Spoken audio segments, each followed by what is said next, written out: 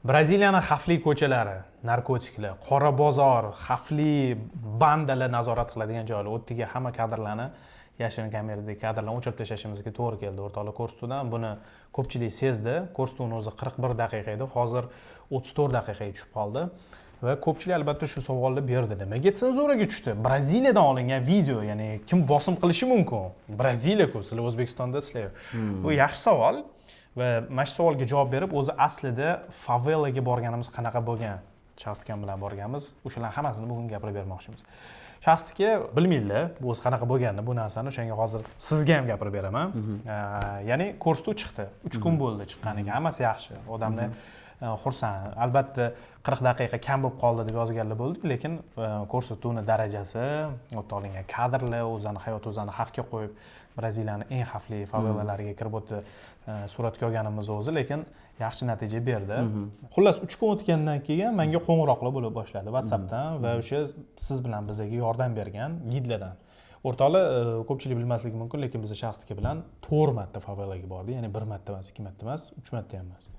4 marta favelaga bordik. Menga 4 xil odamdan, ya'ni 3 xil odamdan qo'ng'iroqlar kela boshladi. Men endi tushuna boshladim, nimaga ular bizga telefon qilayotgan bo'lishi mumkin. Albatta, demak, ularga qanaqadir qilib video yetib borgan.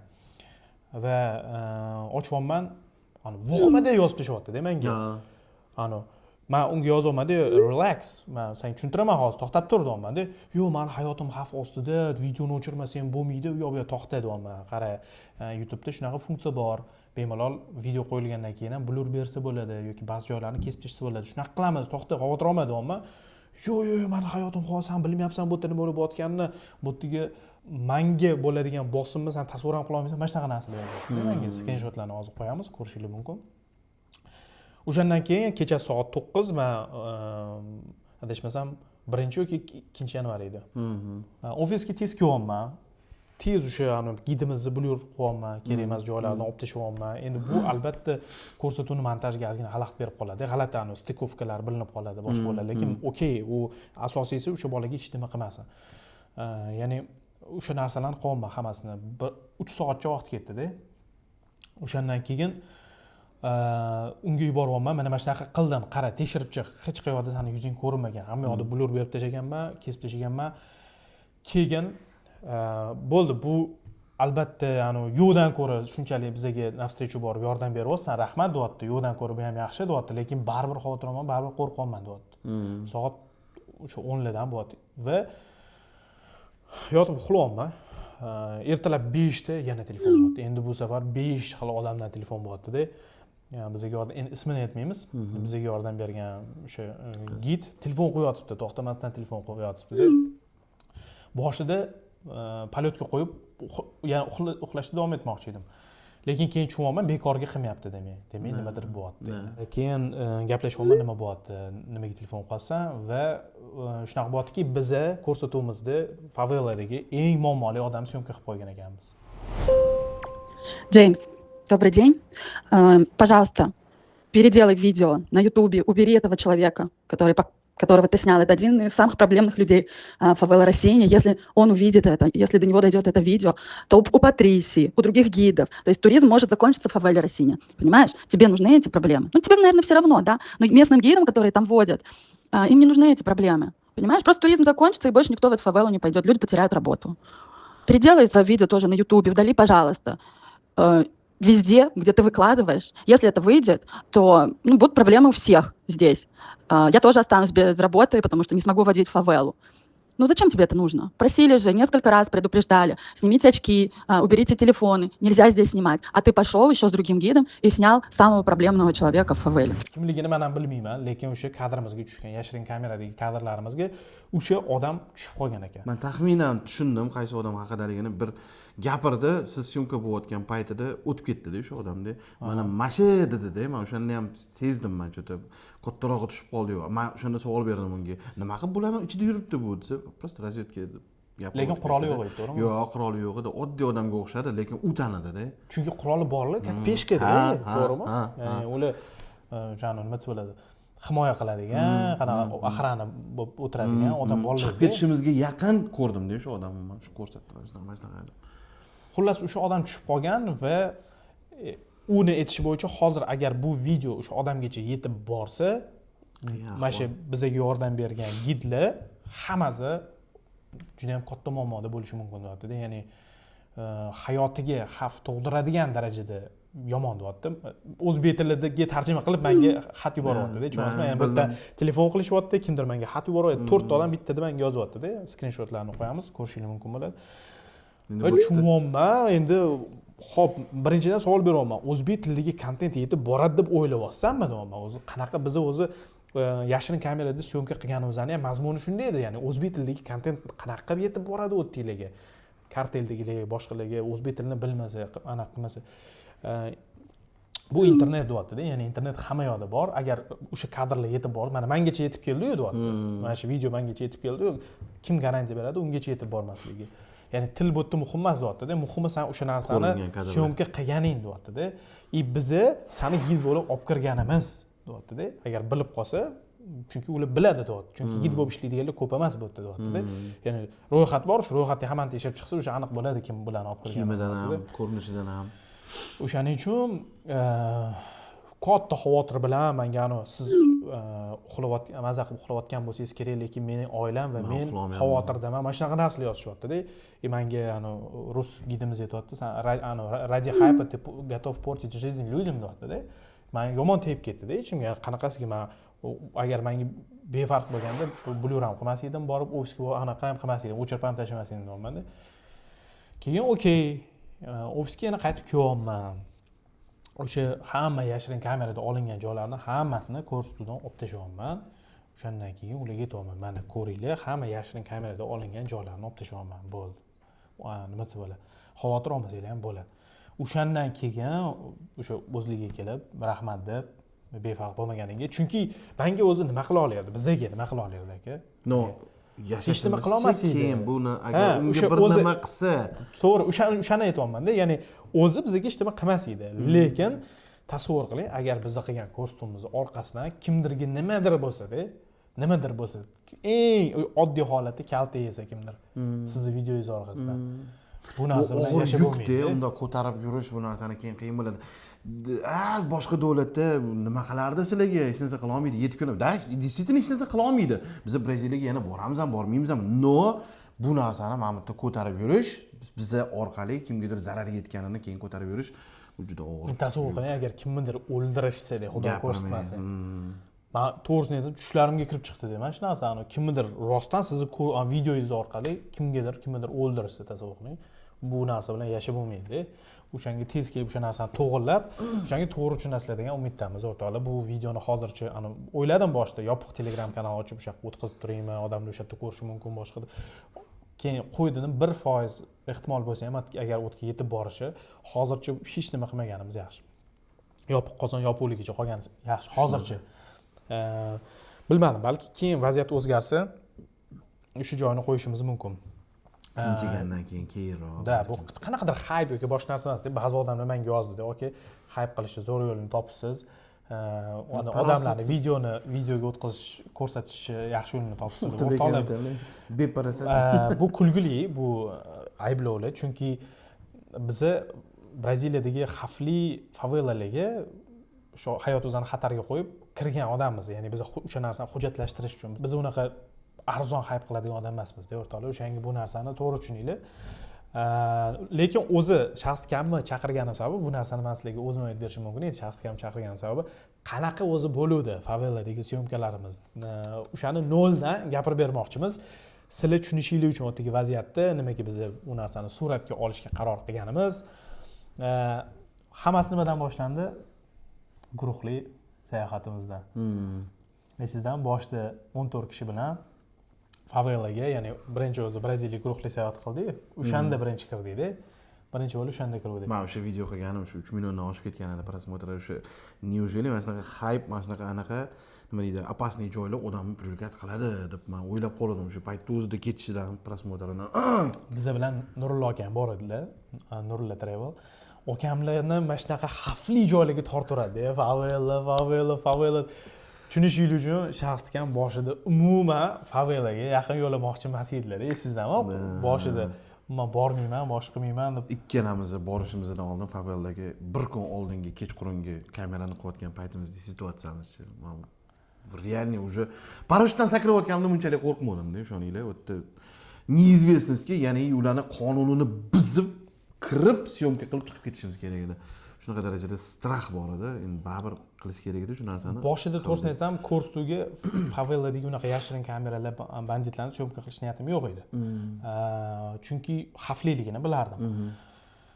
Birinchi favelaga kirishimiz guruhli sayohat bilan 13 ta odam, 14 ta odam bilan favelaga gid bilan kirdikda, chuvyapmiz, favelani havosini olyapmiz. Ya'ni qaysidir joylarda syomka qilish mumkin, bu yerda kameraga ham olsang bo'ladi, farqi yo'q. Lekin qolgan hamma joylarda hech nimaga syomka qila olmaysan. Ma'lum bir ko'chalarga olib kirib ketayotganda edi, hech nimani yoqmadi. O'shanda kiryapmiz, bilyapmiz, o'sha yerda narkotiklar bemalol sotib o'tirishibdi, hammada qurollar. O'sha narsalarni ko'rayotganimizdan keyin bizda qaysidir ma'noda azart paydo bo'ldi. O'sha narsani qanaqadir qilib syomka qilish, ko'rsatish. Qanaqadir qilib o'sha narsani sizlarga ham ko'rsatish. Chunki haqiqatda bu favelani ichidagi bir haqiqatda, ya'ni uni agar biz ko'rsata olsak, birinchidan o'sha narsani ko'rsatgan juda ham kam sonli odamlarning qatoriga qo'shilamiz. O'zbekistonda biz uni hech kim ko'rsatmagan edi. Ya'ni guruhli sayohatimizda o'sha narsani tushunib oldik, ozgina qatga nima kiryapti, qanaqa bo'lyapti. Favellarni tushunishingiz uchun sizlar ko'radigan momentda faqatgina o'sha hamma blogerlar borib, mana shu stulda o'tirib, ana dronda bundoq ketadi-yu, uylarni ko'rasizlar, faqat shuni ko'rgansizlar-da favellarda. Biza shuni imенно tegidan ruxsat berilmagan joylardan o'tib, qurollarning orasidan psixopat ketgandan avtomatni ko'tarib o'sha narsani men o'sha yerda men hayotda unaqa qo'rqmaganman. O'sha odamni ko'rib men realni qo'rqdim. Bilmayman, balkim yaxshilikkadir o'sha odam tushmay qolgan kameraga. Shortida patrollar polni o'ralgan, avtomatda mashinada o'sha bo'lgan, mana shu o'tib ketyapti oldimizdan. Kimnidir otaman deb ketyapti, o'sha yerda ko'rinib turibdi. Jamshxonaga men bosh seriozli ko'rinyapti, dedim, o'tib ketyapmiz. Dahshat. Lekin mana guruhli sayohatimizni tugatib, undan keyin o'zimiz yana shaxsga bilan Braziliyada qoldik 5 kunga va o'sha 5 kun qolganimizda reja qilishni boshladik. Xo'p, qanaqa qilib favelani ichidan mana shu narsalarni suratga olsak bo'ladi deb rosa o'yladik. Oxiri o'sha 360 kameraga nima desa bo'ladi, sumkamizni teshib, ikkita tarafiga teshib, o'shani o'rnatishga chap tarafdan oladigan bo'ldim, Jamshxonaga 10 tarafdan oladigan bo'ldi. Yonma-yon yuradigan bo'ldi. O'sha действительно o'sha ko'rganlar, ulgurganlar shu 10 taraf, chap tarafni ko'rib olib ketganmiz videoga. Xuddi shunaqa. O'sha hamma zakritий joylaridan o'zimizdan nima deydi, ano qiziquvchan, mana shunaqa qurollarga qiziquvchan, mototsikllarga qiziquvchan bo'lib, giyohvand moddalarga qiziquvchan bo'lib, olib kirib shu ko'rsat bizga shunaqa joylarni deb yurganmiz. Har xil gid tushunishinglar bo'yicha har xil yo'l bilan olib borar ekan. Xuddi shunaqa. Bir xillari bor ekan, dangasa tez olib chiqib ketishga harakat qilar ekan, bir xillari bor ekan, ichlari bilan imminni momentlarini, joylarini ko'rsatib olib kiradiganlar bor ekan. Bir ikkita kirganimizda qoniqtirmadi va yana qaytib borishga majbur bo'ldik, shu yaxshiroq kadrlarni olish uchun.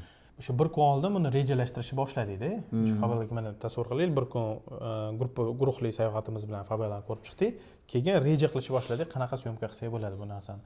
Keyin shu sumkalarni teshib o'rnatganimizda shaxsga aytdilar-da, mana shu kapron bilan yopsak-chi deb, mana shunaqa g'oya berildi. Haqiqatda o'xshaydigan g'oya ekan. Men boshida esingizda bo'lsa, selofan paket bilan yopsak-chi deb ideya berdim. O'xshamadi, u umuman bo'lmagan ideya ekan, lekin shaxsga o'sha kapron bilan yopsak-chi deb g'oya berildi. O'sha kapron bilan yopib sinab ko'rdik, haqiqatdan zo'r o'xshayapti. Ana endi tasavvur qiling. Hamma narsani tayyorladik. Ertalab turdik. Den X deydi-yu, ya'ni o'sha favelaga yashirin kamera bilan boradigan vaqtimiz kelgan kuni. Ertalab turyapmiz. Normalniy xulosa o'sha kuni bor. Gid bilan gaplashganmiz. Va ertalabdan esingizda bo'lsa do'diryapmiz. Ertalabdan qanaqadir bir o'zani tushunmayapmiz. Men sizga gapirsam, siz ana do'qqa beryapsiz, men siz gapirsangiz, men do'qqa beryapman. Mana shunaqa kamerani olib yurganimizni gid bilish kerak emas edi. O'shanga qanaqadir o'shaning uchun stress bo'ldi. kamera endi 360 ni tushunishlik uchun telefon bilan 360 bir-biriga ulanib, syomkani bosishgacha bo'lgan vaqt почти 1 minutga yaqin ketadi. Kamera yo'qoladi, podgotovka qiladi, keyin yo'qoladi. Yana именно o'sha momentida bir-birimizni prikrivat qilishimiz kerak edi. Ya'ni chalg'itib turishimiz kerak edi. Gitdi kimdir, men chalg'itib turaman, Jamshidxon akam kirib o'tbetga yo'q oladilar kamerani, Jamshidxon akam chalg'itib turadilar, men yo'q olaman. Ikkalamizda har xil paytda yo'qolishib boshladi. Bir-birimizni предупреждение bera olmadik. Ya'ni aytolmadik, Jamshidxon akam men yo'qaman, sizga chalg'itib turing deyishga moment bo'lmadi. Git qanaqa tushunib qoladi deb o'ylab, shunaqa stresslarga, situatsiyalarga olib keldi bizani xullas. Mana esingizda bo'lsa, o'sha kuni favelaga moto taksida bordik. Chunki aynan o'sha kuni Rio tarixidagi eng dahshatli o'sha qonli operatsiya bo'ldi. Juda ham ko'plab, minglab harbiylar, amonlar, spetsnazlar qatnashdi. Lekin bizning u narsadan xabarimiz yo'q edi. Vaholanki u narsa ertalab boshlangan ekan. Ya'ni biz ya'ni mahalliy yangiliklarni o'qimaymiz-ku. O'sha bilmaganmiz hamda. U yerda ertalabdan qanaqadir tirbandliklar, mana shunaqa narsalar boshlanib ketganda biz u narsaga e'tibor bermayapmiz. Chunki bizning hayolimizda asosiysi spolitsiya qilib qolmaslik. Tirik qolish, chiqib ketish. O'shanda aka ishoning, favelaga ketyapmiz, haqiqatda ichimdan o'tyapti-da, ya'ni favelaga ketyapmiz, telefonimni olma, moto taksidamizda, unda olma, uydagilardan xabar kelyapti, Telegramda nimalar video kelyapti-da, ya'ni mana biz anaqa o'g'lim bilan o'ynab yurishganda anaqa videolarni qo'yishyapti, qanaqadir ichim g'alati bo'lib ketyapti-da, o'g'limni oldiga ishqilib qaytib boryapman-da, mana shunaqa narsalar o'tyapti-da ichimdan-da, ya'ni kinolarda shunaqa moment bo'ladi-yu, hamma narsamda slow-mo'da ketyapsiz-da, anaqa moto taksida-da. Sizga mana shunaqa qanaqadir ta'sirli video borishyapti-da. Siz ani dilemma qo'yyapsiz-da, men hozir risk qilyapman hayotim bilan, meni bu yerda oilam kutyapti, 10,000 kilometr uzoqda, men qatladidir, nimadir uchungina harakat qilmayman. Nima uchun harakat qilmayman o'zi degan narsalar bo'ladi-yu. Mana shunaqa fikrlar, o'shaning uchun ham atrofda bo'layotgan tirbandliklarga e'tibor ham bermayapmiz. U narsalarni miya prosta ignor qilyapti. Balki qanaqadir tadbir nimadir bo'layotgan bo'lsa kerak deb turib. Oxirgi yaqin eslatayim, mana shunday istoriyasida oxirida bitta istoriya bo'lgan, men aytib beraman. Shu narsa. Xullas shunaqa qilib birinchi yashirin kamera bilan suratga oladigan paytimiz yetib bordik favelaga. Bizani kutib olgan gidni birinchi aytgan gapi nima bo'ldi? Iltimos, kameralarni yashirib qo'yinglar. Syomka qilmanglar, ya'ni qanaqadir vohima bilan gapirdi o'zi ham. 20 martaga yaqin qaytarilgan gap bu. Xuddi shunaqa. Butun har bitta mana kichkina zonasidan chiqamiz, kiramiz. Kirayotganda aytadi. O'chiringlar iltimos, tekshiradi, bunda qaraydi, cho'mchaklarga, hamma joyga qaraydi. Ochkilar bormi, yo'qmi? Qo'l soatlarida ham olish mumkin bir xillarda. Shunaqalarga ham qarab, boshqalar qilib, hamma yo'lini tekshirib, keyin qo'lingizda kamera bor edi, katta kamera, ya'ni uni maskirovka qilamiz deb o'yladik boshida. Keyin bizani nima desa bo'ladi? Ma'lum bir marshrut bor-da, odatda o'sha marshrut bo'yicha aylantirishni boshlashadi. Ya'ni birinchi bo'lib moto taksida favelani eng tepasiga olib chiqishadi. O'sha yerda tepalikni ko'rsatib turib, o'tdigani qo'shni mahalladagi boy anaqa ko'rsatishadi. Maktablarni $3000 maktablarni ko'rsatishadi. Keyin sekin pastga olib tushib ketishadi. Kapoeiraga, birinchi kapoeira raqsiga olib tushadi. Sekin svetlar haqida gapirib, o'sha o'zini определенный marsruti bor. Mana xuddi shunaqa marshrut bor, turistlarni olib yuradigan. O'sha yoqqa olib chiqyapti. Endi tasavvur qiling, biz o'tga ikkinchi marta borishimiz edi u paytda. Endi biz o'zimizni o'tga birinchi marta borgandek ko'rsatishimiz kerak. O'shanga selfilarga tushyapmiz, savollar berishga harakat qilyapmiz. Ya'ni maksimal ravishda birinchi marta borayotgan turist emotsiya, har gal kirganda emotsiya berib, boshqa qilib shu narsani ko'rsatishga harakat qilyapmiz-da. Lekin bu yerda mana eng tahlikali momenti nima bo'ldi? Tepalikni ko'rsatgandan keyin bizani kapoeira raqsligini ko'rsatishga olib kirish kerak-da. 500 metrdan keyin. U bizani taniydi. Men u bilan battle qilganman-da, Instagramga qo'yib birinchi marta borganimizda men u bilan tanishib olganman. Qanaqasan nimasan boshqa o'tga bor, u bizani taniydi. Men unga Instagramda bir-birimizga obuna bo'lganmiz. Men keyin unga Instagramdan yozganman. Biz mana shunaqa banditlarni syomka qilmoqchimiz, favelaga bizga yordam bera olaysanmi deb yozganman. U yordam bera olmayman deb yozgan. Endi tasavvur qiling. Biz birinchi marta favelaga borganda o'zdan ko'rsatyapmiz-da, gid bizani agar o'sha bolani oldiga olib kirsa va anu bola gidimiz bilan gaplashib qolsa, u bola bizani planimizni biladi. Nimaga natijaga qo'yayotganimizni, nimaga harakat qilayotganimizni u biladi. U bizani yangi gidimizga aytib berishi mumkin. Bular kelgan-ku. Ha, syomka qilmoqchi, ehtiyot bo'l deb qo'yishi Bu mumkin. imенно shu banditlarni syomka qilmoqchi. O'shanga ikkinchi marta keldi desa, uxladi-da, rejam tushunyapsizlarmi? O'shaning uchun endi kapoeraga olib kirmoqchi bo'lganda, "Yo'q, biz bizga qiziq emas. Bizga qiziq emas, bizga opasniy joylarni ko'rsat, qurollarni ko'rsat, narkotiklarni ko'rsat, yoki shunga narsalarni ko'rsat, qiziquvchan bo'lib borgan narsalarni ko'rsatuvdi. Yana bitta zonamiz o'sha mana shu birinchi marshrut boshlangandan keyin ikkinchi bo'lib dronlar uchiradigan joyga olib kiradi. Ya'ni hamma o'tirib rasmga tushadi-yu, o'sha joy, o'sha ko'chaga olib kiradi. U ko'chaga kirishda banditlar turadi, o'shani narkotiklar sotadigan, boshqalar, qurolli bolalar turadi. Bizga faqat o'sha ungacha dron uchiradigan joygacha bo'lgan joy qiziq-da. Orasidan qurollarni syomka qilib olish qiziq bizga. Dronga ham yetib kelyapmiz. Biz o'tgan gal kelganimizda mana shunaqa mana shu joyni ko'rgandik, masjidgacha kelgan edik. Bu bizga qiziq emas deyapmiz. Обратный yana syomka qilib. Ya'ni o'zi bir gap o'ziga teskari gap gapiryapmiz. Biz mana bu yoqqacha kelgandik. Oldin keluvdik favellaga, lekin oxirigacha, turni oxirigacha o'tmovdik-da. O'shanga bizga boshqa joylari qiziq deyapmiz. Ana o'sha sal podazir boshida favella kelmadim deyapti bular. Endi keldim, faqat mana bu yoqqacha keldim. Deyapti, ana o'z-o'ziga teskari gap gapirish boshlamiz, o'sha battar atmosfera chigallashib ketyapti-da. Ana tushunmayapti nima holatda bular deyapti-da. Boshida kelmadim deyapti. Endi keldim, faqat mana shaqacha keldim. Yana biz o'shani dron uchiradigan joyga chiqsak, o'tdinglarimizni tanib qolishi mumkin-da. O'shanga biz qanaqadir qilib uni yo'lini topmasak bo'lmas edi-da. Birinchi borgan paytimizda hamma bilan tanishib ketuvdik-da. O'sha kapoera o'ynaydigan odam bilan ham, dron uchiradiganchilar bilan ham yaxshi gaplashib, boshqa qilib, muloqot qilib, ular bizani yuzimizni tanib bo'lgan, o'sha ko'rib bo'lgan. O'shaning uchun ikkinchi marta risk qila olmas edi. Risk qilib bo'lmasdi u yerda. O'shanga proval bo'lishi mumkin. Xuddi shunaqa. Gidimiz ham tushunmayapti, nima qilyapti bular. Keyin o'sha gidimiz bilan tashqariga chiqqanimizda biz bilamiz-ku taxminan qaysi marshrutlarda opasniy odamlar o'tirishini. Именно o'sha ko'chaga bizani olib kirmayapti. Esizdami? O'sha yerda mana o'sha aynan o'sha ko'chani oldiga kelyapti. O'yladim, mana shu sezdimi, bular mana shunaqa joyga olmoqchi videoga deb turib ham burvordimi deb o'yladim. Endi xullas o'sha именно eng opasniy joy, eng o'sha qurollar, narkotiklar turadigan joyga kirib kelayotgan paytimizda tuppa o'ngga burildi Jamshxon akam. Shundoq xavfsizlangan joylarida shu yerda настроение dabdala bo'ldi, polning siqilyaptilar, nervni qo'ydi. Nima yo'q qiladi bu deyaptilar, mana shu joyda shunaqa stress situatsiya, tasavvur qilinglar, turni yarmigacha kulib, anunga fake savollar berib, bu bunaqamidi deb yurgan odam 180 gradusga o'zgaryapman-da, jahlim chiqib, asabiylashib bizani o'sha opasniy ko'chalarga olib kirmayotganiga umuman boshqa odam bo'lib qolyapman-da.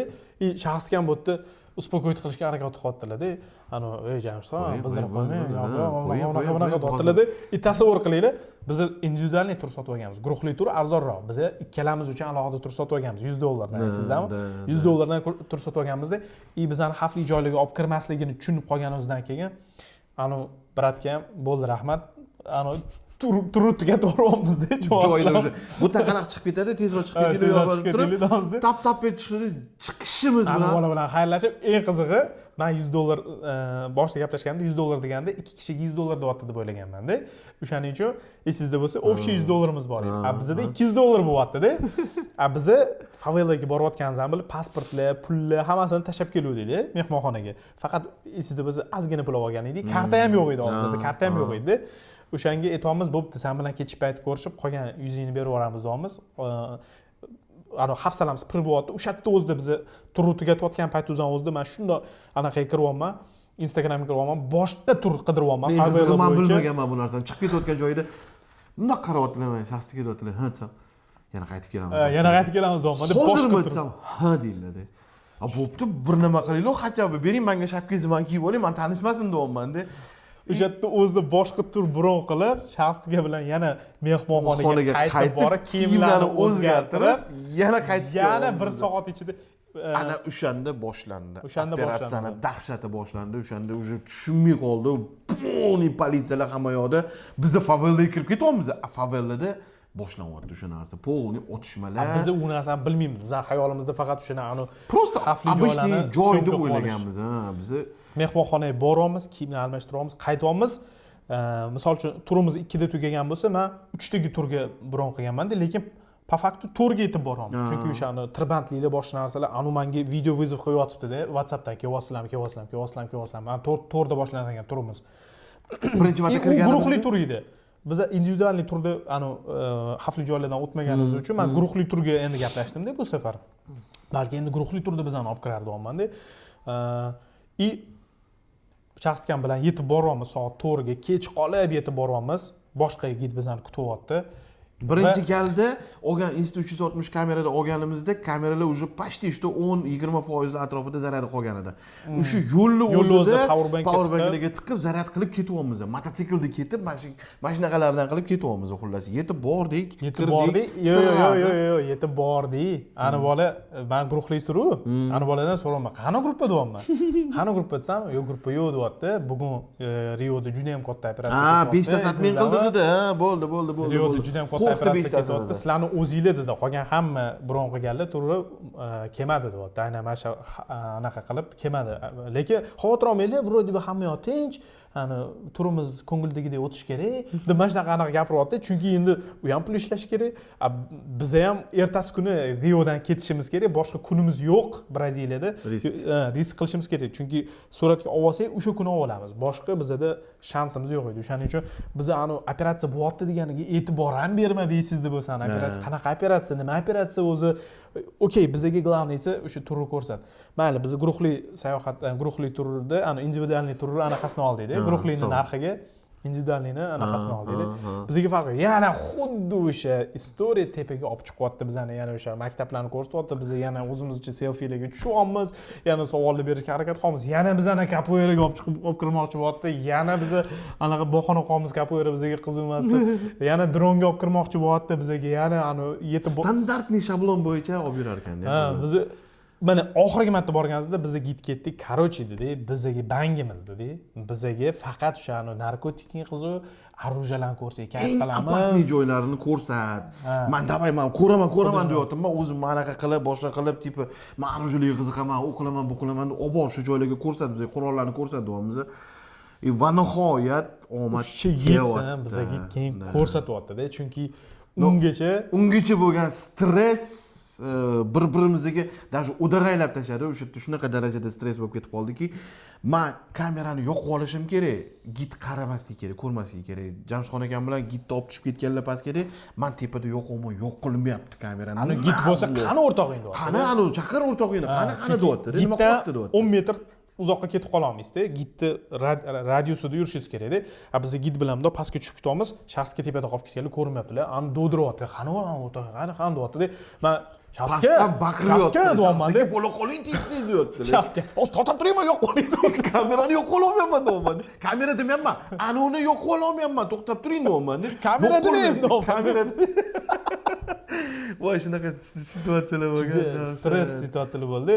Shaxsga ham o'tdi, kamerani yoqib yotibdilar. Ani shaxsga ham so'rab yotibdi. Men nima deyishni bilmayman. O'zimcha o'zbekcha deb o'tdi gapiryapmiz bir-birimiz bilan urushib qolib. Shunaqa momentlar bo'lganki, mana turibmiz, mana oldimda git turibdi, Jamshidxon akam gitning orqasida turibdilar. Jamshidxon akamda kamerani yoqishlari kerak, biz opasniy zonaga kirib ketishimiz kerak. Endi Jamshidxon akam shunday o'girilyaptilar, chalg'iting deyaptilar, shunday o'girib kamerani yoqyaptilar.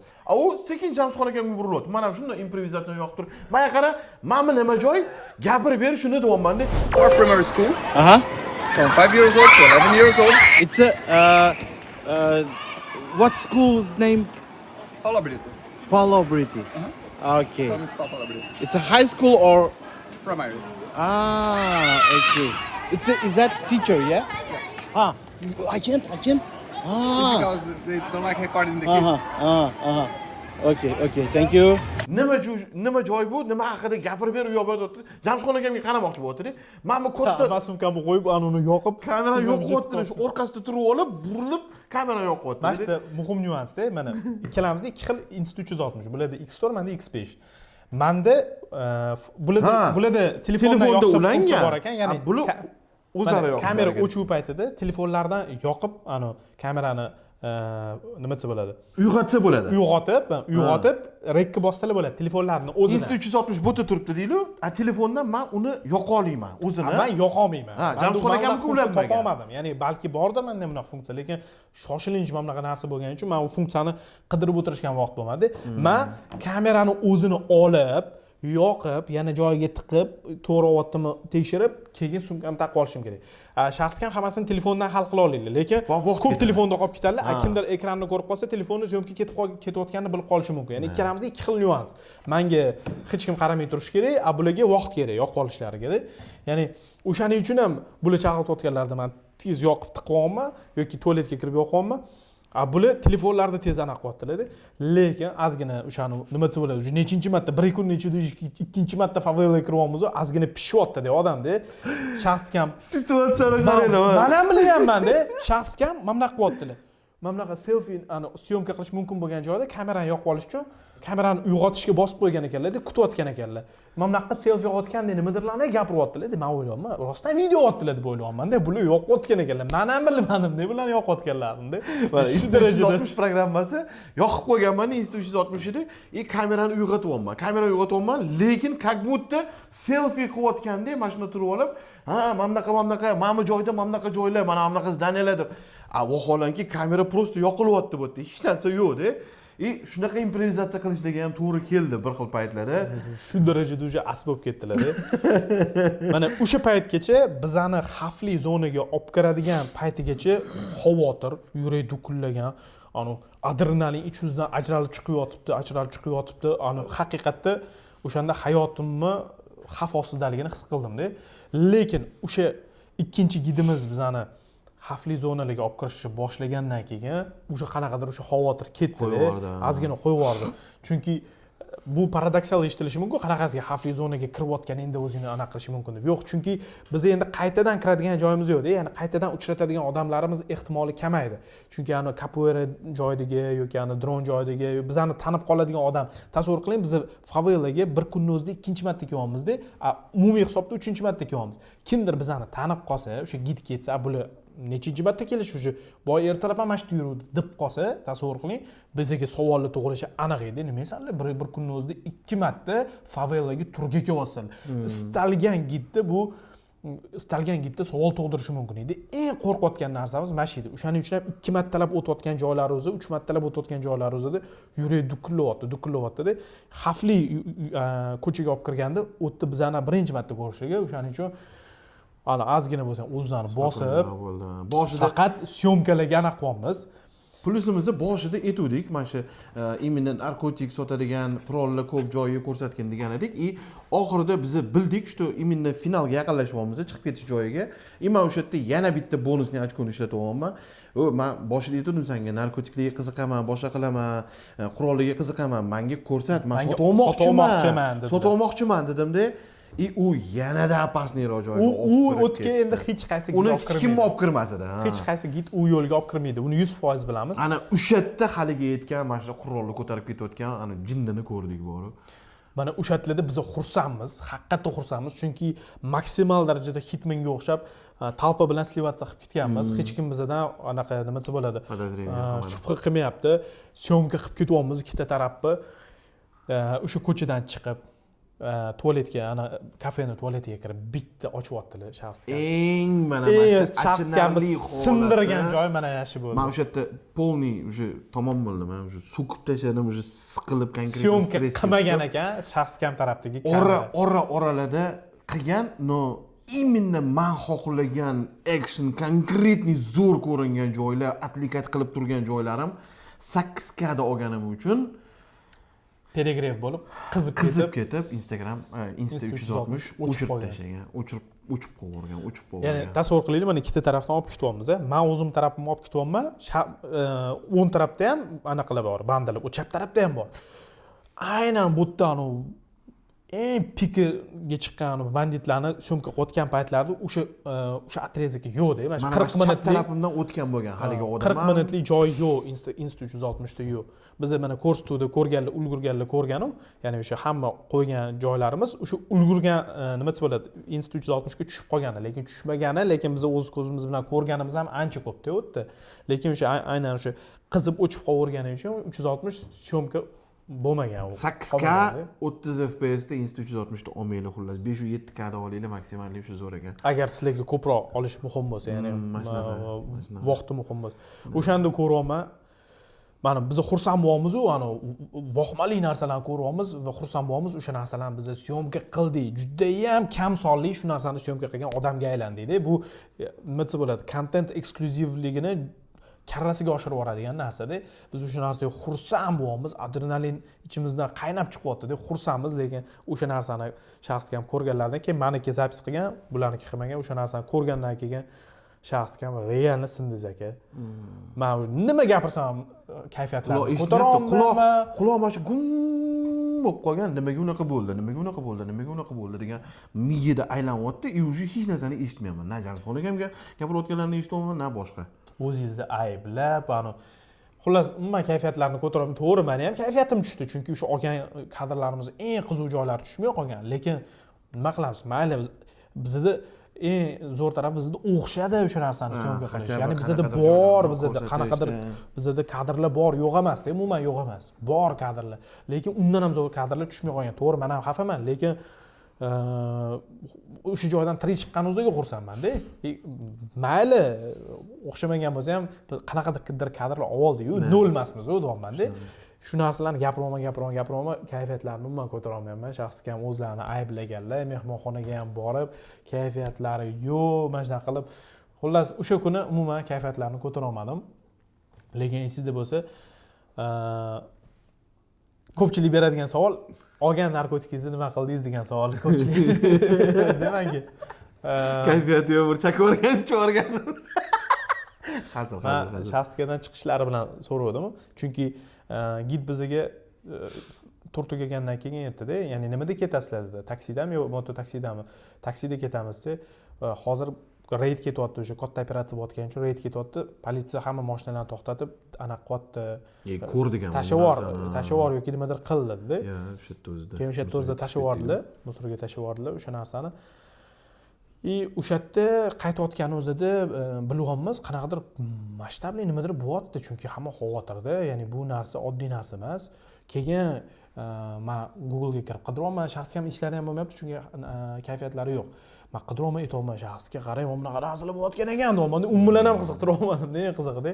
Keyin esingizda bo'lsa, gidga pul berishimiz kerak edi-yu. O'sha pul berish uchun gidni chaqirganmiz plyaj oldiga. O'sha yoqqa shaxsga bilan chiqyapmiz-da. Ani gid bizga ko'rsatdi, bilyapsizlarmi nima bo'layotganini? Rioda bugun tasavvur ham qila olmaysizlar deyapti-da. Qanaqa chiqib ketganinglarni o'tdan dedi-da. Ana shu WhatsAppda video ko'rsatyapti, WhatsAppda guruhlarga qo'shilgan uzilib ketgan qo'llar, kallalar, boshqa 70 tonnalab narkotik moddalarni olib chiqishgan, boshqa qilgan. Voy, Drabovikda o'tgan kalla yo'q ketgan. Dahshat kadrlarni ko'rsatyapti. Haligi polni 70 tami, 80 tami odamni o'tkazib qo'ygan, 70 tadan oshiq odam o'lgan. 160 taga yetibdimi bizga ketganimizdan keyin общий soni? Da 130 qanchadir bo'ldi. 134 bo'ldi. 132 ta odammi o'ldi, 4 tasi politsiya. Politsiya dahshatli o'tda situatsiya bo'lgan ekan. Bu narsani o'sha gid bizdan pul olgani kelganda kechqurun tushunib yetdi. Qanchalik masshtabli bo'lgan stories qo'ydilar o'sha paytda. O'sha narsalarni syomka qilib, bu bizni qolgan mehmonxonadan 7 kilometr, taxminan 7 kilometr masofada joylashgan favelada bo'lgan. U favela, tushunishingiz uchun, Braziliyadagi eng muammoli favelalardan-da. U yerda doim shani anaqalar bo'lgan, politsiya bilan to'qnashuvlar bo'lgan. Ular har doim mana nima odamlar narsalarni olib qo'ygan, o'sha ko'rsatuvda ham ko'rishingiz mumkin. Bizani olib yurgan shoferimizdan mashinasini katta sprinterni o'g'irlab ketishganda, bizga просто так undan bizni turga olib borishidan bir kun oldin sprinterni o'g'irlab ketgan. U akasidan o'sha sprinter, boshqa sprinterni olib turib bizga o'sha anaqa gitda aylantirib yurgan tepa yopib chiqish kerak-ku. turdi. O'shanga olib chiqyapti-da. Ya'ni u favela umuman o'zini qirol deb bilib olganda, tushunyapsizlarmi? U yerdagi odamlar, ya'ni haqiqatdan davlat ichidagi davlat deydi-ku. Favela haqiqatda shunaqada, lekin u faveladan ham tashqariga chiqib ketib qolyapti-da, ularning qilayotgan ishlari. O'shaning uchun tushunishimiz bo'yicha katta operatsiya bo'lib, asosiy odamni o'sha yerdagi karteldagilar ushlashyapti. Eng qizig'i odamlar qanaqa munosabat qilishini so'rayapmiz-da, tushuna olmayapmiz. U odamlar, oddiy aholi faveladagi banditlar tarafdorimi yo politsiya tarafdorimi? Chunki tushunishimiz bo'yicha faveladagilar ham uncha yordam beradi. U yerdagi odamlarga misol uchun har xil maktablarni, boshqalarni qurilishiga yordam berar ekan, har xil vecherinkalar o'tkazib turishar ekan u yerda. Ya'ni qaysidir ma'noda Robin Hoodga aylanib olishgan u yerdagi faveladagilar. O'shaning uchun ham odamlarning fikri har xil, bir xil aytyapti. Mana shunaqani geroyi tutib olishdi, u yoq bu yoq deyishyapti. Vaholanki jinoyatchi narkokartelni tepasida turadigan odam, qanchadan qancha odamlarni yostig'i qurishiga sababchi bo'lgan odamda, lekin odamlarning fikri har xil chiqyapti bu anaqa masalaga. O'shanisi bizani haqiqatdan hayron qoldirdi. Chunki bilamiz, politsiya ham katta korrupsiyani botqog'iga botib qolgan. Juda katta o'shani lavozimda ishlaydigan politsiyadagilar pul evaziga, korrupsiya evaziga birga ishlashadi, faveladagi banditlar bilan o'sha narkotrafikka qanaqa qilish, boshqa qilishlar bo'yicha. O'shaning uchun ham nima desa bo'ladi, aholini pozitsiyasi bu narsaga nisbatan qanaqadir sal ikkiga bo'linib qolganda, kimdir oqlaydi, kimdir qoralaydi. Tasavvur qilishingiz uchun mana shu kadrda qolgan kadrlar bor, favellarning tepasidan drondan olgan kadrlarimiz qolgan.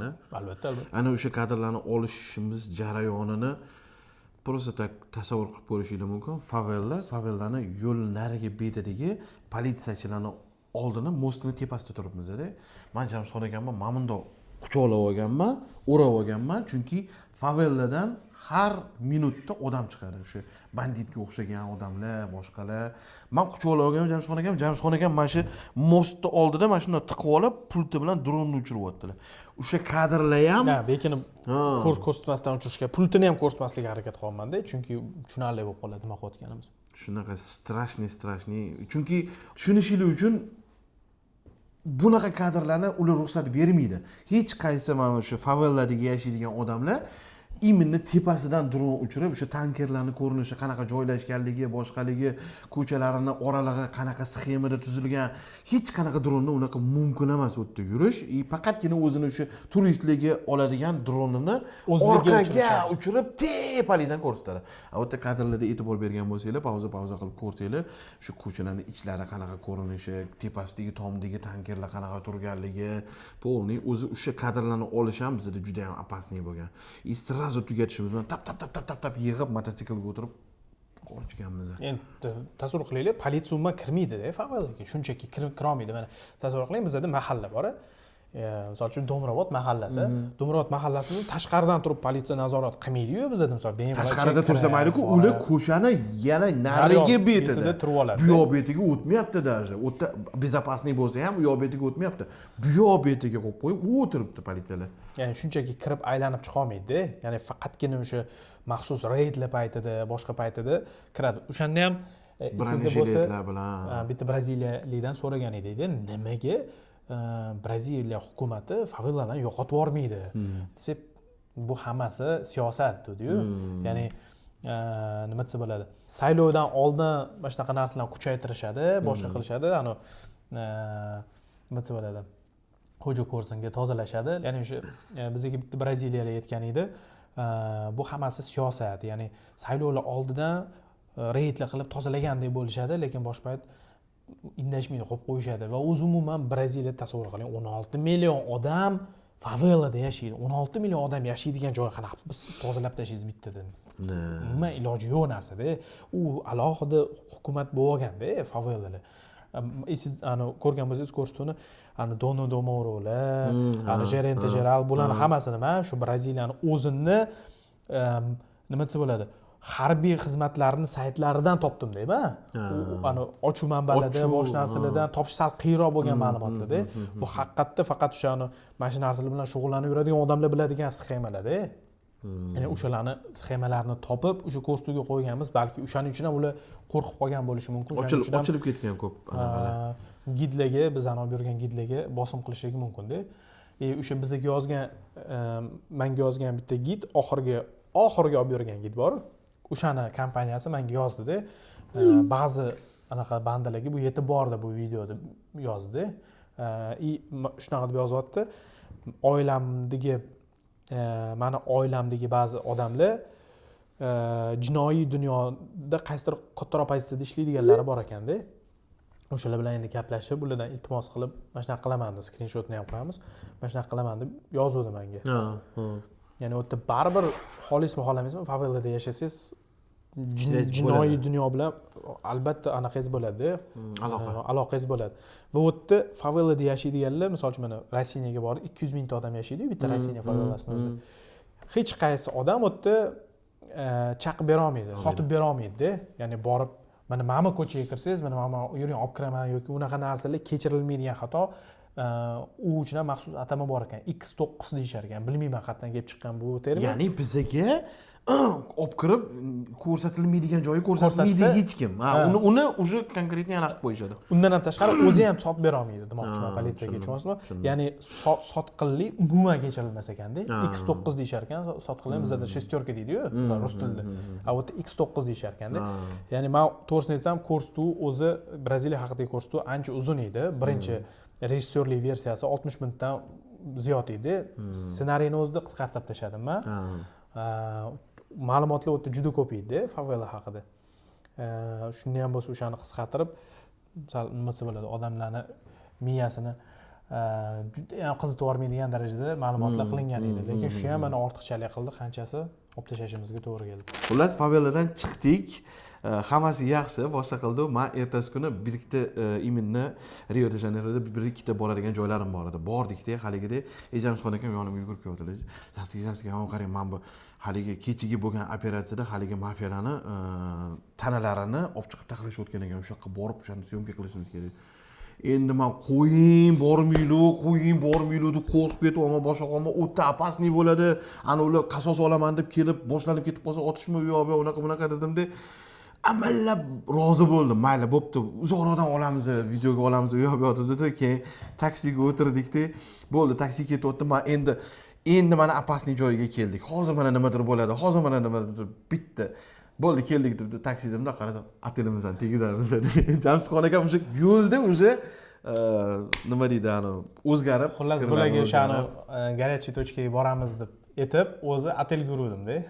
Taksini bular miyalarni o'sha yoqqa ketyaptilar deb o'shada. Men bilmaganman. Ana nimasi bo'ladi, hamma jinoyatchilarni tanasini taxlashayotgan paytida men novostlarni o'qishni boshladim-da, men undan keyin o'sha joyga ketdi aka, boramiz dedim-da. O'zi bilyapman, bormayman. Moto taksini ham anaqa yurganman, otelga yurganman-da. Bular xayollarida o'sha yoqqa ketyaptilar deb o'zlari. Rostdan gaplashdilar-da. Hech qanaqa hazilga nima yo'q ham bo'lgani yo'q-da. Promoy ketyapmiz deyaptilar o'sha yoqqa. Men tayyorgarlik ko'rib bo'ldim, miyamda ketyapmiz o'sha yoqqa. Hozir mana qanaqadir uzoqroq ketyapmiz, ham yaqinida-ku deyapman-da. To'xtagandan keyin qarasam, o'sha mehmonxona tagidamiz. Jamshidxon aka dedilar. Xullas o'rtoqlar, bu videoyimizdan maqsad o'zi favelaga bo'lgan sayohatimiz qanaqa bo'lgan edi, qanaqa qiyinchiliklarga duch kelgan edi, nimaga qadar ortida bo'lgan holatlar, nimaga olib tashladik yashirin kamerani, o'sha narsalarni tushuntirib berishdan iborat edi. Ko'rganingiz uchun katta rahmat. Aytgancha, bu meni ikkinchi kanalim. Bu kanalda qo'shimcha podkastlar, har xil fikrlarim, xulosalarim, tahlillarim, yana boshqa eksperimental formatlar ham bo'ladi. O'shanga albatta kanalga obuna bo'ling, like bosing, chunki bu YouTube algoritmlari uchun juda ham muhim va izohlarda konstruktiv fikrlaringizni yozib qoldiring. Sizning fikrlaringizni o'qish bizga juda ham muhim va agar ijodimizni so'm bilan qo'llab-quvvatlamoqchi bo'lsangiz, video ostidagi tirikchilik havolasi orqali o'tib, istalgan summani bizga yuborishingiz mumkin. Rahmat.